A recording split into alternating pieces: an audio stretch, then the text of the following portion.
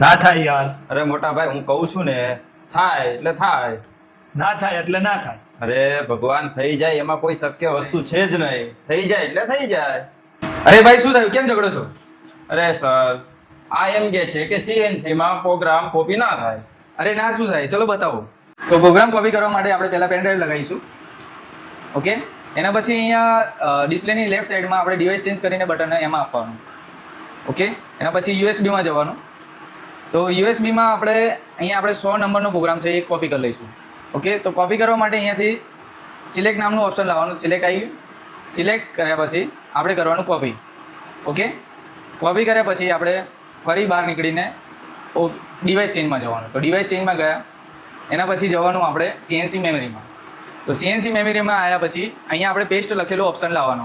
Okay, તો paste લખેલું option લાવવા માટે અહીંયા રાઈટ સાઈડમાં લાસ્ટ બટન દબાવવાનું. એના પછી અહીંયા પેસ્ટ બટન આપ્યું છે.